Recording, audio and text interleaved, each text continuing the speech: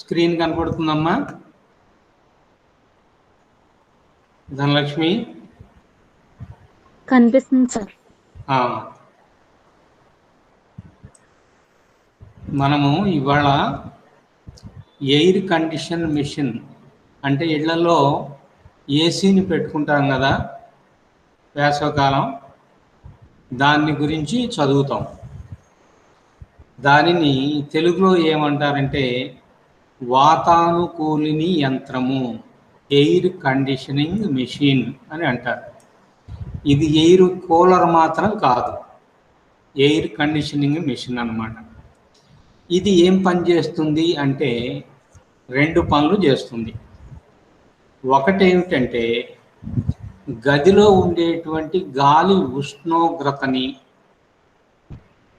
తర్వాత ఆ గాలిలో ఉండేటువంటి తేమ శాతాన్ని శరీరానికి సౌకర్యంగా ఉండేటట్లు ఈ వాతానుకూలిని యంత్రం పనిచేస్తుంది.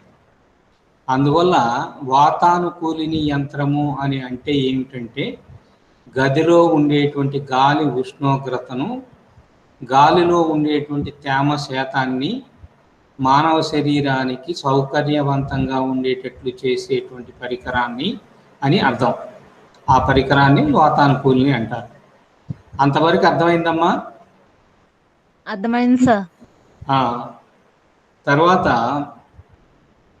ఇది మానవ శరీరానికి సౌకర్యంగా ఉండేటువంటి ఉష్ణోగ్రత ఎంత అని అంటే, ఇదిగోండి 20 డిగ్రీల సెంటిగ్రేడ్ నుంచి 25 డిగ్రీల సెంటిగ్రేడ్ వరకు ఉన్నట్లయితే మన శరీరానికి ఆ ఉష్ణోగ్రత సౌకర్యవంతంగా ఉంటుందన్నమాట. ఇంతకంటే ఉష్ణోగ్రత తగ్గితే దాదాపు శరీరానికి చలి పుట్టినట్టుగా అనిపిస్తుంది.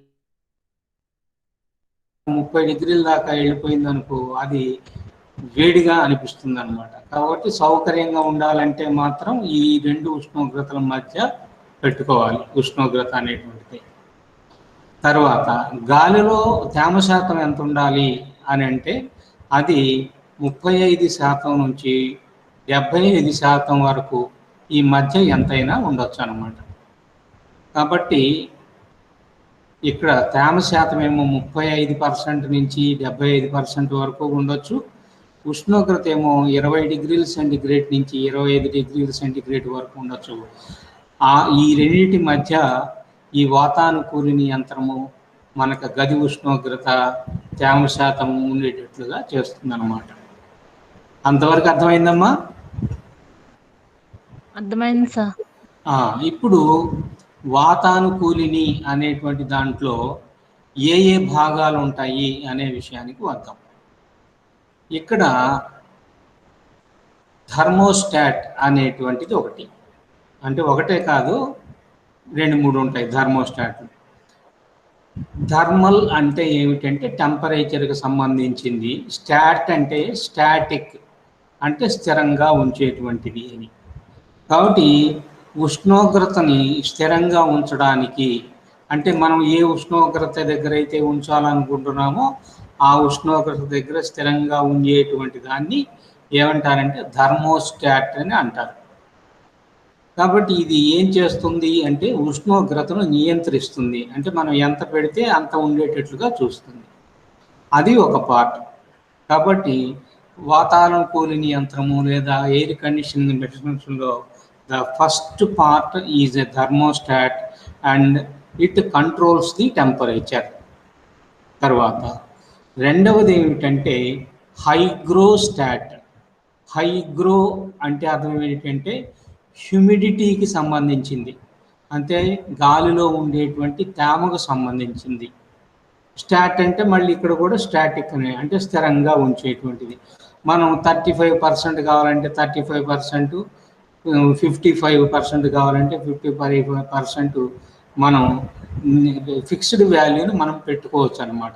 అట్లా గాలిలో ఉండేటువంటి తేమ శాతాన్ని నియంత్రించేటువంటి భాగము ఏమిటంటే hygrostat. So hygrostat is a part of air conditioning machine that controls the humidity in the air. గాలిలో తేమ శాతాన్ని స్థిరంగా లేదా నియంత్రించే పరికరం. తర్వాత ఇంకొకటి ఏమిటంటే కంట్రోల్ డ్యాంపర్ అంటారు, లేదా మిక్సర్ అని కూడా అంటారు. అంటే దీంట్లో 2 రకాలైనటువంటి గాలిలు ఉంటాయి.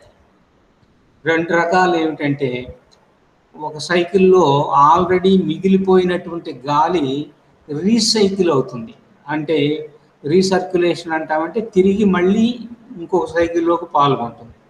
అది రీసర్క్యులేటెడ్ ఎయిర్ అని కానీ లేదా రీసర్క్యులేటెడ్ గాలి అని కానీ అంటారు.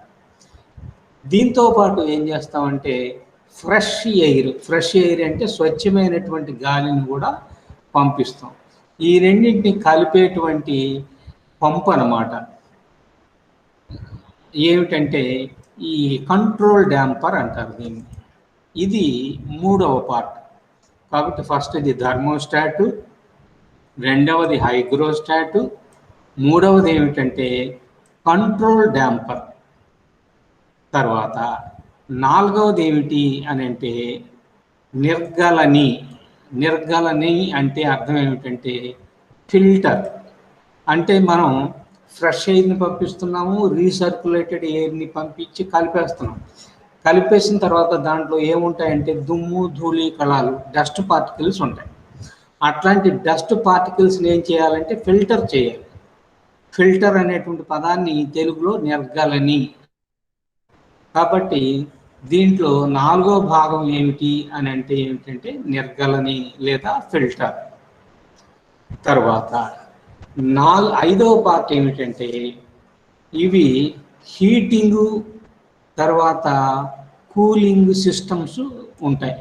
అంటే హీటింగ్ చేసేటువంటిది, హీటింగ్ అంటే వేడి చేసేటువంటిది, అట్లనే చల్లబరిచేటువంటి సిస్టమ్స్ లేదా వ్యవస్థలు కూడా దీంట్లో ఉంటాయి. ఇది 5వ భాగం. తర్వాత 6వ భాగం ఏమిటంటే ఎయిర్ని బ్లో చేయడానికి ఊదడానికి బయటికి బ్లోయర్లు లేదా ఫ్యాను అనేటువంటిది ఉంటుంది.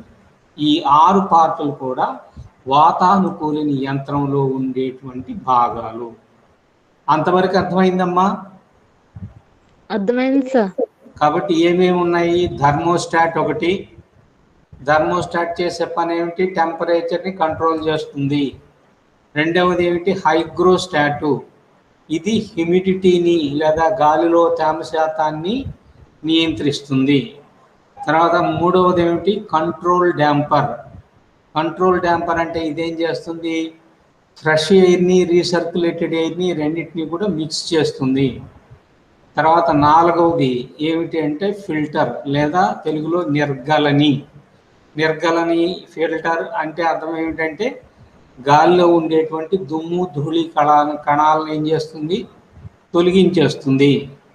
తర్వాత వేడి చేయడానికి, చల్లబరచడానికి సిస్టమ్స్ ఉంటాయి దాంట్లో. తర్వాత గాలిని ఊదడానికి బ్లోయర్ కానీ లేదా ఫ్యాన్ కానీ ఉంటాయి. ఇవి 6 పార్ట్లు.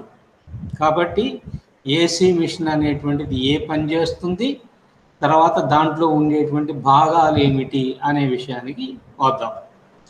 అవునా? అయిపోయింది అంతవరకు. అయిపోయిన తర్వాత ఈ ఏసీ మిషన్ ఎట్లా పనిచేస్తుంది, ఏ భాగం ఎక్కడ ఉన్నది అనేటువంటి దాన్ని మనం ఇప్పుడు తెలుసుకుందాం. ఓకేనా? ఇంతవరకు అర్థమైనట్లేనమ్మా? ఓకే సార్, అర్థమైంది సార్.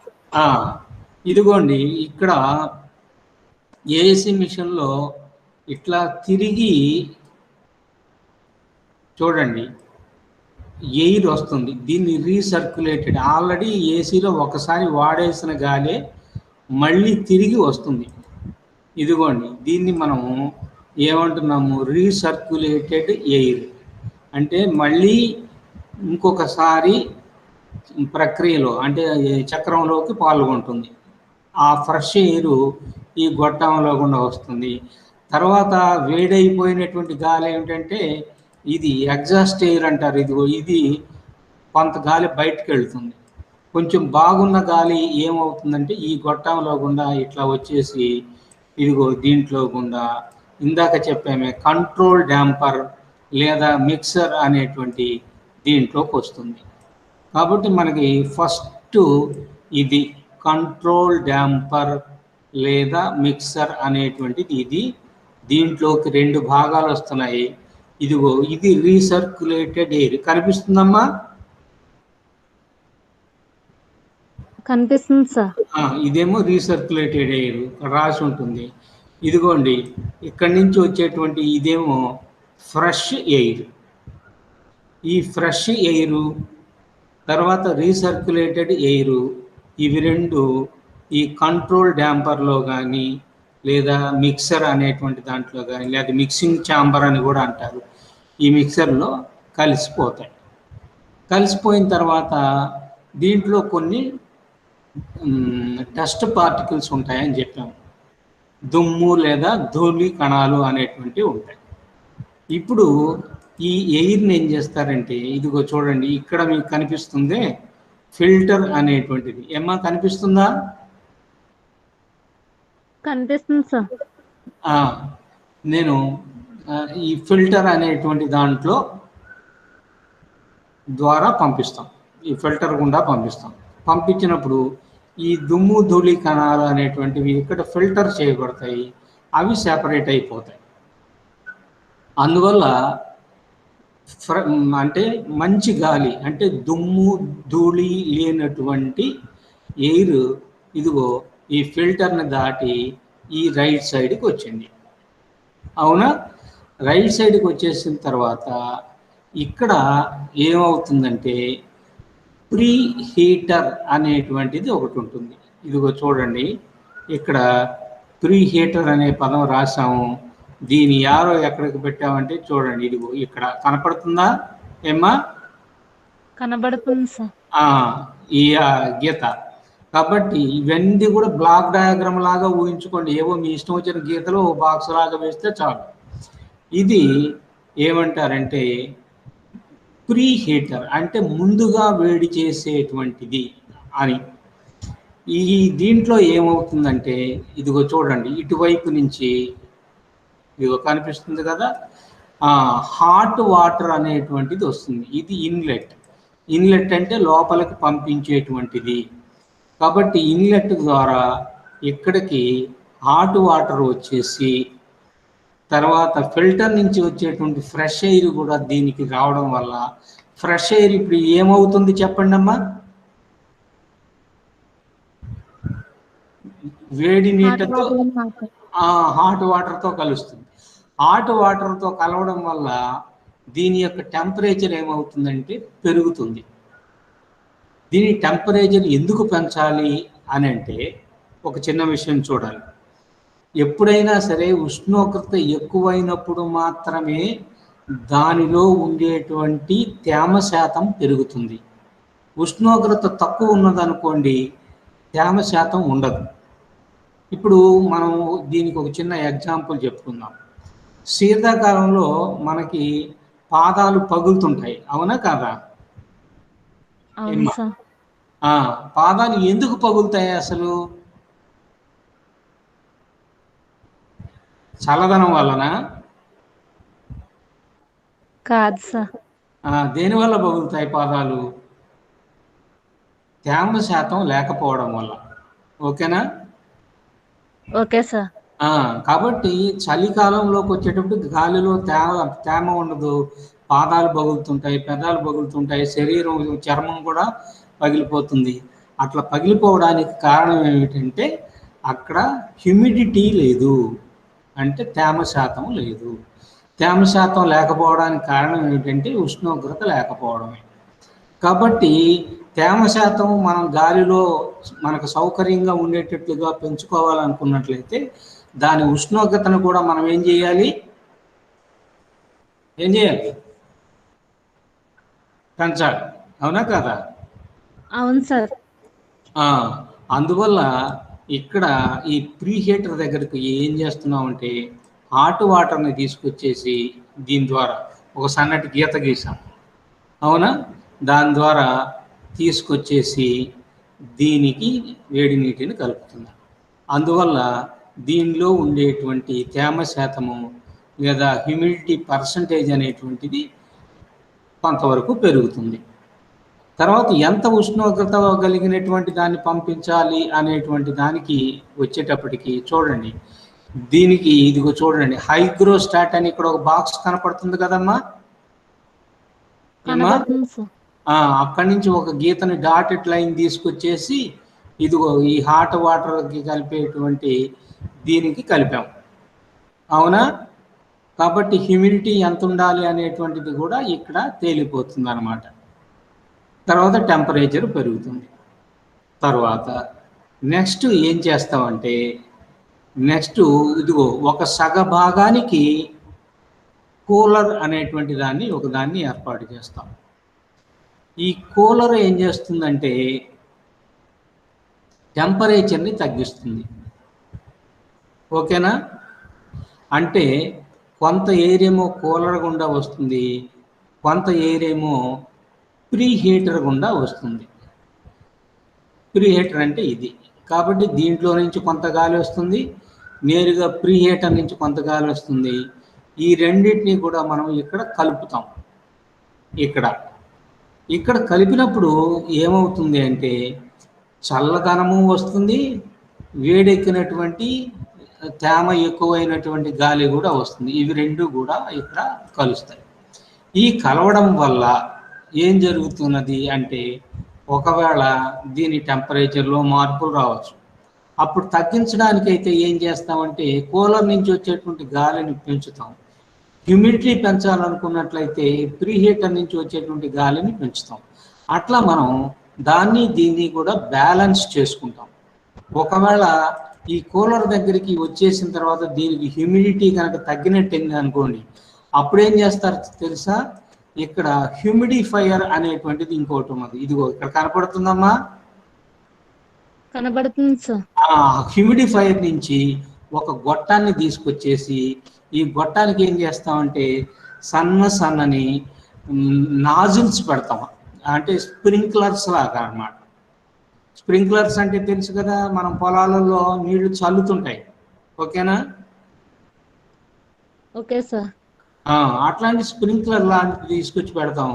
అప్పుడు ఆ గాలి మీదకు ఈ నీటి తుంపర్లు పడటం వల్ల ఏమైపోతుందంటే హ్యూమిడిటీ అనేటువంటిది ఇంకా పెరుగుతుంది.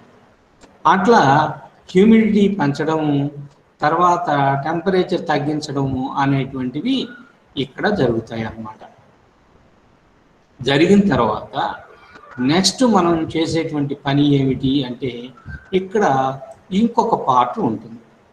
ఈ పార్ట్ని ఏమంటారంటే రీహీటర్ అని అంటారు. ఇదిగోండి ఇక్కడ రాసి ఉన్నది పేరు. మీకు తెలుగు వాళ్ళకు కూడా ఈ పదాలే. రీహీటర్. ఇంతకు ముందు వచ్చిందేమో ప్రీ హీటర్. ఇది ప్రీ హీటర్ అంటే ముందు వేడి చేసేటువంటిది అని, రీహీటర్ అంటే మళ్ళీ వేడి చేసేటువంటిది అని అర్థం, అవునా. కాబట్టి ఇక్కడ ఈ గీతలు గీసినటువంటి ఈ బాక్స్ ఏమిటంటే రీహీటర్. ఈ రీహీటర్ ఏం చేస్తుంది అని అంటే వేడైనా చేస్తుంది, లేదా చల్లబరచడం అయినా కూడా చేస్తుంది. హీటర్ అని అనడంతో వేడి చేయడం అనేటువంటి ఒక అర్థమే కాకుండా టెంపరేచర్ తగ్గించేటువంటిది అని, అంటే పెంచితే పెంచవచ్చు, తగ్గితే తగ్గించవచ్చు. అట్లాంటి రీహీటర్ ద్వారా ఈ గాలిని పంపిస్తాం.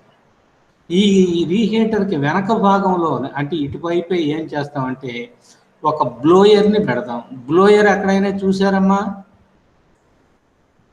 ఏమ్మా? గాలిని ఊదేటువంటి పరికరం అన్నమాట. గాలిని ఊదే అంటే మామూలుగా పల్లెటూళ్ళలో మనం వ్యవసాయ పనులు చేసేటువంటి కొలిమి తెలుసా? కొలిములు ఉంటాయి కదా కంసాలి వాళ్ళ దగ్గర. ఏమ్మా? అవును సార్. అక్కడ కొలిమిలో మంట బాగా రావడానికి బ్లోయర్ అని చెప్పేసి ఇట్లా తిప్పుతూ ఉంటారు, అవునా. అట్లాంటి బ్లోయర్ని పెట్టేసి ఇటు నుంచి వచ్చేటువంటి గాలిని బయటకు ఊదేస్తారు. ఇక్కడ ఉండేటువంటి వాటిని ఏమంటారంటే ఈ బ్లోయర్కి తర్వాత ఉండేటువంటి దాన్ని డక్ట్ అంటారు. DUCT, ఓకేనా. Okay sir. కాబట్టి బ్లోయర్ నుంచి బయటకు వచ్చేటువంటి గాలి డక్ట్స్ నుంచి, డక్ట్స్ అంటే ఒక రకంగా చెప్పాలంటే మీరు ఆల్రెడీ ఏసీ మిషన్లు మనకు ఉన్నా లేకపోయినా చూస్తుంటాం కదా, గదిలో ఒక బాక్స్ లాగా పైన పెట్టుంటాయి కదా. అవును సార్. వాటి నుంచి గాలి బయటికి బ్లోయర్ల ద్వారా ఊదబడుతుంది. అందువల్ల లోపల మనకు వచ్చేటటువంటి గాలి మనకి ఎంత తేమ శాతం కావాలనుకుంటున్నామో, ఎంత టెంపరేచర్ కావాలనుకుంటున్నామో ఆ సౌకర్యంగా ఉండేటటువంటి గాలి మన గదిలోకి వస్తుంది.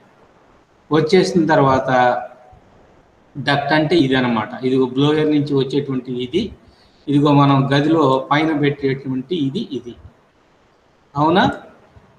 తర్వాత టెంపరేచర్లు మనం ఎక్కడెక్కడ కంట్రోల్ చేస్తున్నామో ఆ టెంపరేచర్లు కంట్రోల్ చేసేటువంటి దగ్గరేమో థర్మోస్టాట్ ఇవ్వాలి. ఇదిగోండి థర్మోస్టాట్. అవునా? థర్మోస్టాట్ నుంచి కనెక్షన్ ఎక్కడికి ఇచ్చాము చూడండి ఒకసారి. ఇదిగో థర్మోస్టాట్ నుంచి కనెక్షన్ని ఇదిగో ప్రీ హీటర్కి ఒకటి ఇచ్చేసాము, అట్లనే తీసుకొచ్చి రీహీటర్కి ఒకటి ఇచ్చాము. థర్మోస్టాట్ కనెక్షన్లు అలానే హైగ్రోస్టాట్కి వచ్చేసేటప్పటికి ఇక్కడ కూడా ప్రీ హీటర్కి ఒక కనెక్షన్ ఉన్నది, తర్వాత రీహీటర్కి లేదా కూలర్కి ఇంకొక కనెక్షన్ ఉన్నది. ఓకేనా? Okay sir. ఇవి రెండు కూడా థర్మోస్టాట్, హైగ్రోస్టాట్. అవునా? డక్ట్స్ నుంచి కొంత గాలి ఏమో గదిలోకి వస్తుంది, కొంత గాలి బయటికి వెళ్ళిపోతుంది. దాన్ని మళ్ళీ ఎగ్జాస్ట్ ఎయిర్ అంటున్నాము. దాంట్లో కొంత భాగం మళ్ళీ నెక్స్ట్ సైకిల్లో కూడా పాలు పంచుకుంటుంది. మళ్ళీ ఇది ఎయిర్ ఇలా వస్తుంది, ఇలా వచ్చేసి మళ్ళీ ఫ్రెష్ ఎయిర్తో కలిసిపోతుంది. మళ్ళీ ఇక్కడ అంతా కలిసిపోయిన తర్వాత మళ్ళీ డస్ట్ పార్టికల్స్ని తొలగించేటువంటి నిర్గలిన ద్వారా మిగిలినటువంటి ప్రాసెస్ అంతా కూడా ఏమైపోతుంది, రిపీట్ అవుతుంది. ఓకేనా ఏమ్మా? కాబట్టి ఎయిర్ కండిషనింగ్ మిషన్ అనేటువంటిది ఎట్లా పనిచేస్తుంది అనేటువంటిది మనం ఇప్పుడు తెలుసుకున్నాం. అంతవరకు అర్థమైనట్లేనా? అర్థమైంది సార్. అబ్బాయిలు ఏమన్నా వచ్చారా?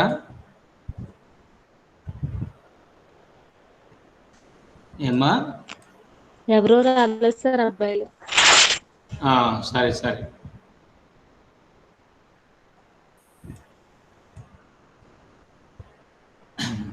మిక్సింగ్ ఛాంబర్ అన్నా కూడా ఇందాక పైన చెప్పినటువంటి కంట్రోల్ డ్యాంపర్, ఇవి రెండు కూడా ఒకటే. ఆ పేరు అట్లా మిక్సింగ్ ఛాంబర్ అనొచ్చు, కంట్రోల్ డ్యాంపర్ అనొచ్చు, ఏదన్నా ఒకటే. ఇప్పుడు నేను చెప్పిందంతా కూడాను ఈ మ్యాటర్లో ఉన్నది. ఓకేనా ఏమ్మా? Okay sir. తర్వాత లో టెంపరేచర్స్కి వెళ్ళినప్పుడు మెటీరియల్ యొక్క ప్రాపర్టీస్ ఎలా ఉంటాయి, పదార్థాల యొక్క స్వభావాలు ఎట్లా ఉంటాయి అనేటువంటిది ఇక్కడ మనం చదువుకుందాం. ఓకేనా? Okay sir. ఇప్పుడు ఒక చిన్న ఎగ్జాంపుల్ నేను మిమ్మల్ని అడుగుతాను. డిగ్రీస్ సెంటిగ్రేడ్ కను కెల్విన్కి ఏంటి సంబంధం? ఏమన్నా సంబంధం ఉందా? లేదు సార్. లేదా?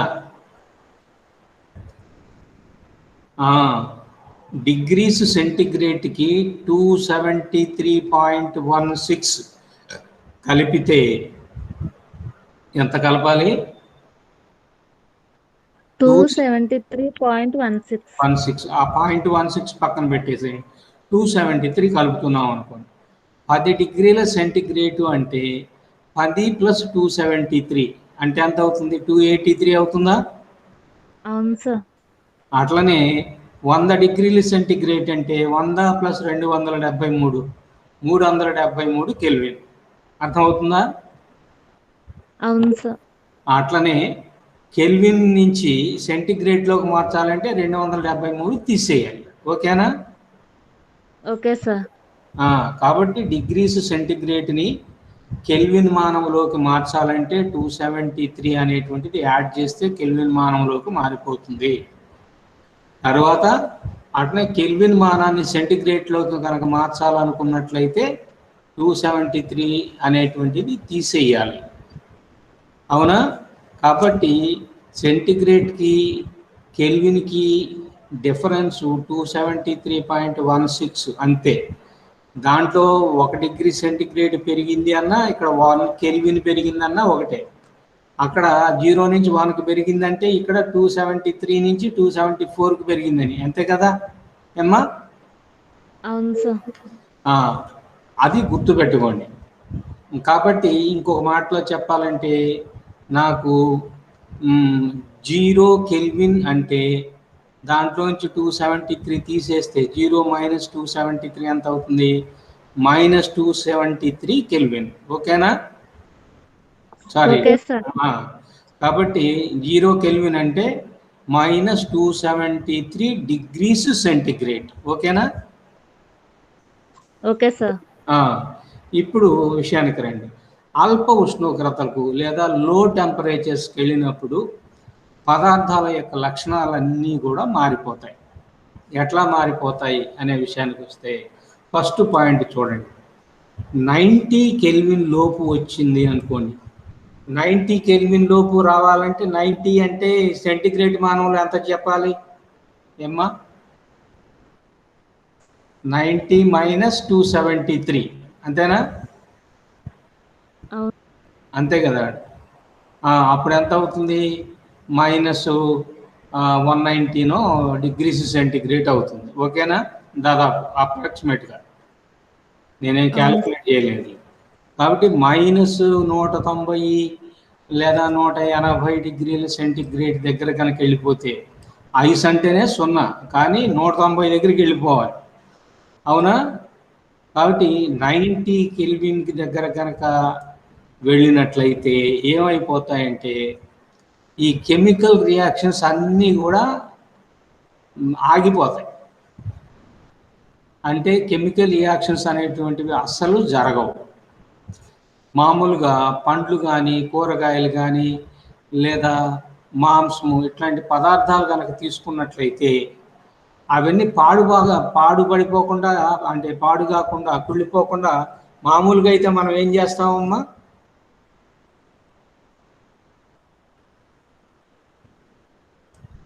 ఏమ్మా? హలో, మామూలుగా అయితే ఎక్కడ పెడతాం వాటిని? ఫ్రిడ్జ్లో పెడతాం. ఫ్రిడ్జ్లో ఎందుకు పెడుతున్నాము? తక్కువ టెంపరేచర్ దగ్గర అవి పాడు కాకుండా ఉంటాయని. కాబట్టి లో టెంపరేచర్ అక్కడ -20 -13 ఎంతో ఉంటుంది, అంతే కదా. కానీ -170 180 దగ్గర కనుక తీసుకొచ్చినట్లయితే అవి ఇక పాడుపైపోవడం అనేటువంటిది అసలు ఉండదు అనమాట. ఎందుకు అట్లా జరగవంటే కెమికల్ రియాక్షన్స్ ఏమీ జరగవు. అంటే బ్యాక్టీరియా వచ్చి వీటిని పాడు చేయడం అనేటువంటిది అసలు, బ్యాక్టీరియా కూడా ఇన్యాక్టివ్ అయిపోతుంది అన్నమాట. అవునా? అందువల్ల ఈ ఉష్ణోగ్రతల వద్ద ఈ పదార్థాలన్నింటినీ కూడా నిల్వ చేసుకోవచ్చు. తర్వాత ఇంకోటి, గాలి ద్రవంగా మారేటువంటి ఉష్ణోగ్రత వద్ద, అంటే అంత లోయెస్ట్ టెంపరేచర్ గాలి ఏమైపోయింది ఏమ్మా? గాలి ఏంగా మారింది? ఉష్ణోగ్రత మారింది. అట్లా కాదు, ద్రవం అయిపోయింది. అంటే గాలి అంటే వాయువు కదా. ఆ వాయువు ఏంగా మారిపోయింది? ద్రవంగా మారింది. ద్రవంగా మారింది. అంత లోయెస్ట్ టెంపరేచర్ కనుక వెళ్ళిపోయినట్లయితే ప్రత్తి అంటే కాటన్, ఉన్ని అంటే ఊలు, ఇట్లాంటి పదార్థాలు ప్రతిదీప్తి లక్షణాన్ని కలిగిస్తాయి. ప్రతిదీప్తి లక్షణాన్ని వాటిలో ఎట్లా కలుగుతుంది? అసలు ప్రతిదీప్తి లక్షణం అంటే ఏమిటి అనే విషయానికి వస్తే, ప్రతిదీప్తి అంటే ఏదైనా ఒక పదార్థం మీద లేదా వస్తువు మీద పతనం అయ్యి, ఏదైనా కాంతి పతనం అయ్యి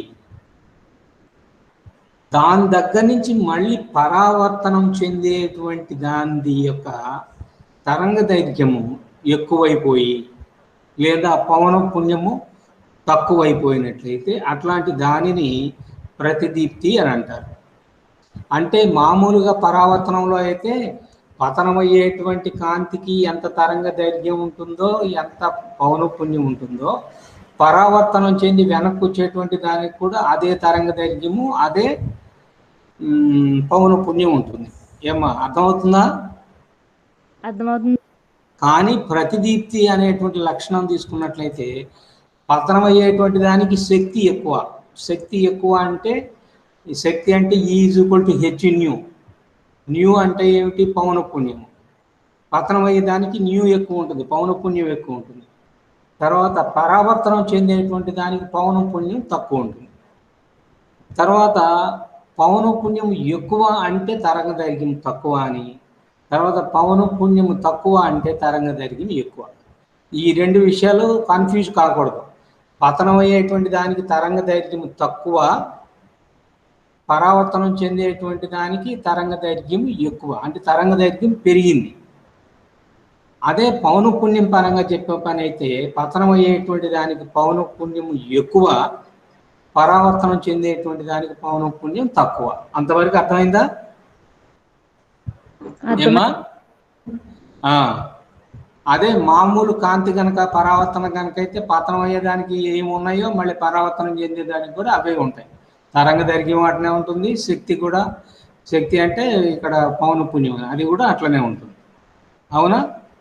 కాబట్టి లో టెంపరేచర్స్ దగ్గరికి వెళ్ళిపోయేటప్పటికి కాటన్, ఊలు అనేటువంటి ఈ మెటీరియల్స్ అన్నిటి కూడా ఫ్లోరసెన్స్ అనేటువంటి ప్రాపర్టీని ఎగ్జిబిట్ చేస్తాయి, ప్రదర్శిస్తాయి. ఫ్లోరసెన్స్ అంటే తెలుగులో ప్రతిదీప్తి అని అంటారు. అంటే పతనం అయ్యేటువంటి దానికి తరంగ దైర్ఘ్యం తక్కువ ఉండి పరావర్తనం చెందేటువంటి దానికి తరంగ దైర్ఘ్యం ఎక్కువ ఉంటుందన్నమాట.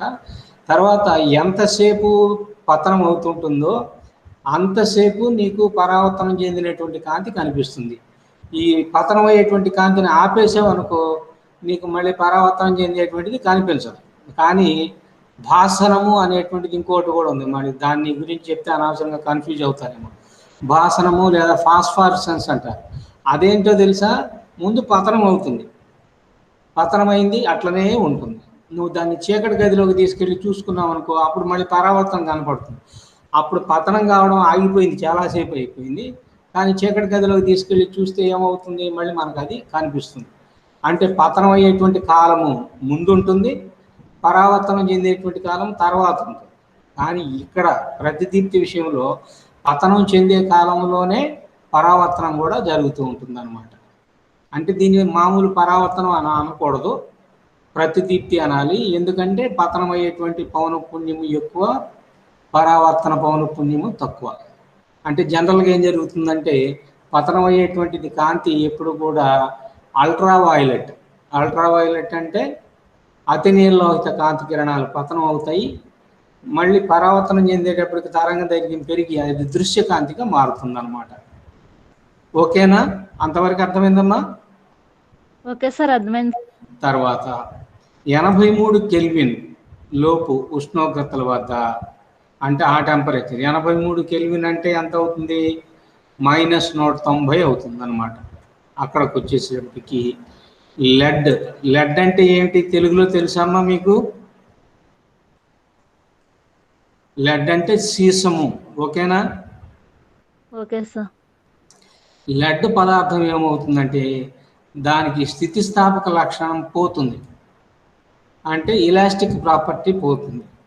పోయి ఏమొస్తుంది? ఇన్ఎలాస్టిక్ లేదా ప్లాస్టిక్ ఆ స్వభావం వస్తుందంటే పెళుసుగా తయారవుతుంది. అవునా? ప్లాస్టిక్ స్వభావము లేదా అస్థితిస్థాపక స్వభావాన్ని పొందుతుంది. 83 కంటే తగ్గిపోతే లెడ్ స్థితిస్థాపక లక్షణాన్ని కోల్పోయి ప్లాస్టిక్ స్వభావాన్ని పొందుతుంది.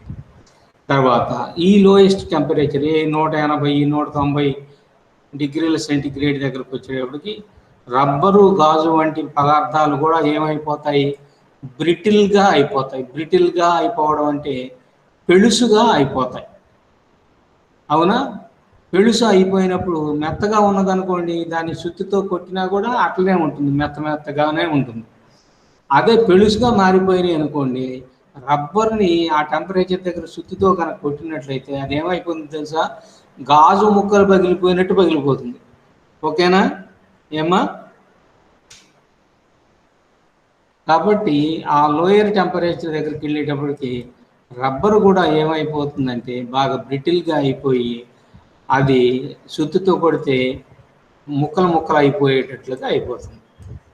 తర్వాత ఇంకోటి ఏమిటంటే పరమశూన్య ఉష్ణోగ్రత వద్దకు వెళ్ళిపోతే అంటే -273.16 డిగ్రీల సెంటీగ్రేడ్ కనుక వెళ్ళిపోతే అక్కడ పరమాణు ఉష్ణము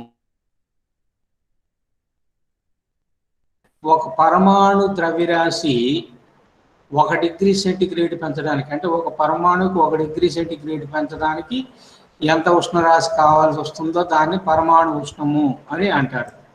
అవునా? అటామిక్ హీట్ కెపాసిటీ అని అర్థం. అంటే పరమాణు ద్రవ్యరాశిని విశిష్టోష్ణం చేత మల్టిప్లై చేస్తే ఏది వస్తుందో దాని పరమాణు ఉష్ణము అంటాం. అప్పుడు శూన్య ఉష్ణోగ్రత దగ్గరకు వచ్చేటప్పటికి అన్ని పదార్థాలకు కూడా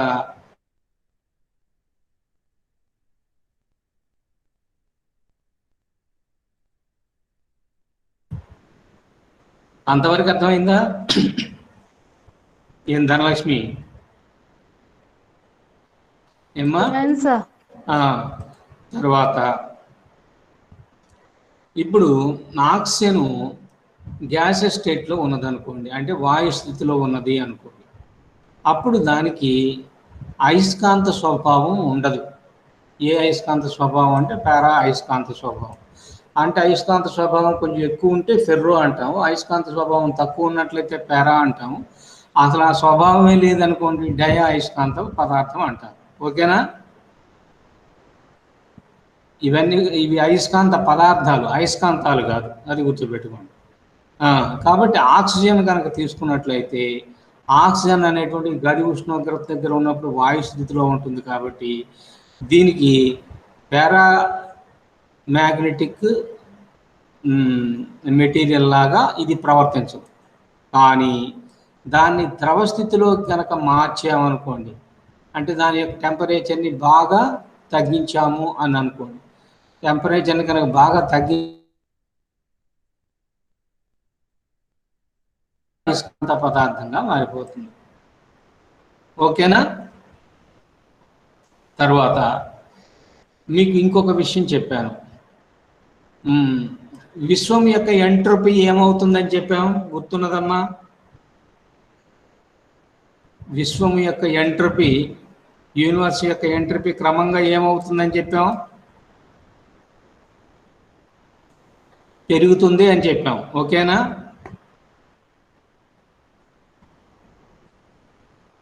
అవునా? పెరుగుతుంది. కానీ అల్ప ఉష్ణోగ్రతల దగ్గరకు వచ్చేటప్పటికి ఎంట్రోపీ అనేటువంటిది 0 అయిపోతుంది. కాబట్టి పరమశూన్య ఉష్ణోగ్రత దగ్గరికి లేదా అబ్జల్యూట్ 0 టెంపరేచర్ కనుక వెళ్ళిపోయినట్లయితే, అంటే ఆ లోయెస్ట్ టెంపరేచర్స్ దగ్గరకు వెళ్ళినట్లయితే ఎంట్రోపీ బికమ్స్ 0. ఎంట్రోపీ అనేటువంటిది బాగా తగ్గిపోతుంది. ఈ 7వ పాయింట్ మీరు రాయక్కర్లేదు, దాన్ని అట్లా వదిలేసేయండి. అది అన్ని పదార్థాలకు ψ is directly proportional to 1/T అనేటువంటిది ఉంటుంది. వదిలేయండి. తర్వాత 9వ పాయింట్ విషయానికి వచ్చేసేటప్పటికి ఉష్ణోగ్రత కనుక తగ్గిపోతే లోహాలకు ఉండేటువంటి రెసిస్టెన్సు లేదా నిరోధము అనేటువంటిది ఏమవుతుందంటే తగ్గిపోతుంది. ఏమ్మా వింటున్నారా? టెంపరేచర్ తగ్గితే ఏం తగ్గుతుంది? రెసిస్టెన్స్ తగ్గుతుంది. ఓకేనా? అంటే దాంట్లో కూడా కరెంటు బాగా పోతుంది అన్నమాట. అట్లా బాగా టెంపరేచర్ని తగ్గిస్తూ వెళ్ళిపోతే ఏదో ఒక టెంపరేచర్ దగ్గర ఆ మెటీరియల్ యొక్క రెసిస్టెన్స్ ఏమైపోతుందంటే 0 అయిపోతుంది. అంటే ఏమాత్రము రెసిస్టెన్స్ లేకుండా దాంట్లో గుండా కరెంటు ఫ్లో అవుతుంది. అంటే దాని యొక్క కండక్టివిటీ లేదా వాహకత్వము అనేటువంటిది ఏమవుతుంది? ఇన్ఫైనైట్ అవుతుంది. అంటే R=0 అయితే 1/R ఇన్ఫైనైట్ అవుతుంది అన్నమాట. అప్పుడు దీన్ని ఏమంటారంటే సూపర్ కండక్టర్ అని అంటారు. ఏమిటి? సూపర్ కండక్టర్, అతివాహకము అని అంటారు. అవునా? అంటే దానికి ఉండేటువంటి లక్షణాన్ని అతివాహకత లేదా సూపర్ కండక్టివిటీ అని అంటారు. కాబట్టి టెంపరేచర్ కనుక తగ్గుతున్నట్లయితే పదార్థాలకు ఉండేటువంటి నిరోధము అనేటువంటిది తగ్గి, అంటే జనరల్గా నిరోధం వేటికి ఉంటుంది అంటే లోహాలు. చెక్క తీసుకుంటే వాటికి ఇన్ఫైనైట్ ఉంటుంది, దాంట్లో కూడా కరెంట్ వెళ్ళదు కదా అసలు. లోహాలు తీసుకున్నట్లయితే నిరోధం కొంత ఉంటుంది, టెంపరేచర్ తగ్గిస్తుంటుంది నిరోధం కూడా. నిరోధం అంటే రెసిస్టెన్స్, అది కూడా తగ్గుతుంది. ఆ లోయెస్ట్ టెంపరేచర్కి వెళ్ళిపోయేటప్పటికి దాని యొక్క రెసిస్టెన్స్ జీరో అవుతుంది. రెసిస్టెన్స్ కనుక జీరో అయితే దాని యొక్క కండక్టివిటీ లేదా వాహకత్వం అనంతం అవుతుంది. అప్పుడు దాన్ని అతివాహకము, సూపర్ కండక్టర్ అని అంటారు. ఓకేనా? తర్వాత 2.17K లోపు ఉష్ణోగ్రత కనుక వస్తే హీలియంని హీలియం 2 అని అంటారు. అంటే హీలియంలో మళ్ళీ 2 ఐసోటోపులు ఉన్నాయనుకుంటాను, నాకు పెద్దగా ఐడియా లేదు. తర్వాత ఇది వాహకత లక్షణాన్ని ప్రదర్శిస్తుంది. తర్వాత ఇంకోటి ఏమిటంటే స్నిగ్ధత అనేటువంటి లక్షణం. స్నిగ్ధత అనేటువంటి లక్షణం అంటే విస్కాసిటీ. అంటే ఘనాల్లో అయితే ఏమంటాము, ఫ్రిక్షన్ అంటాము. మామూలు ద్రవాల్లో కనుక అయినట్లయితే దాన్ని ఏమంటామంటే స్నిగ్ధత లేదా విస్కాసిటీ అంటారు. లోయెస్ట్ టెంపరేచర్లకు వెళ్ళిపోయేటప్పటికి ఇది అంతే కదా, లోయెస్ట్ అంటే 0 కెల్విన్ అనేటువంటిది లోయెస్ట్. ఇంకా జీరోని కూడా మనం పొందలేకపోయాం ఇప్పటిదాకా. మనకి ఇప్పటి వరకు వచ్చిన లోయెస్ట్ టెంపరేచర్ ఎంత అంటే 0.0014K. ఇక్కడ ఏమంటున్నాడు 2.17K. ఆ ఉష్ణోగ్రత దగ్గర కనుక వచ్చినట్లయితే హీలియం ఏమైపోతుంది, హీలియం 2 అవుతుంది. దానికి వాహకత లక్షణం వస్తుంది. మామూలు బ్యాడ్ కండక్టర్ కాదు, గుడ్ కండక్టర్ అయిపోతుంది, అతివాహకం అయిపోతుంది. అంటే దాని రెసిస్టెన్స్ జీరో అయిపోతుంది. తర్వాత దాని యొక్క స్నిగ్ధత లేదా విస్కాసిటీ అనేటువంటిది తగ్గిపోతుంది.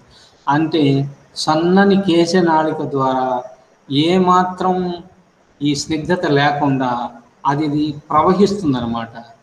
దీనిని సూపర్ ఫ్లూయిడిటీ అతివాహకత అని అంటారు. అవునా? పైదాన్నేమో కండక్టర్ అనేటువంటిది సూపర్ కండక్టర్, అతివాహకత, అది కూడా వాహకత ఎక్కువ ఉంటుంది. ఇక్కడ సూపర్ ఫ్లూయిడ్ అంటారు దీన్ని. దీని ప్రవాహం అతి ప్రవాహంగా ఉంటుంది అన్నమాట. ఓకేనా? అంతవరకు అర్థమైందమ్మా? Yes sir.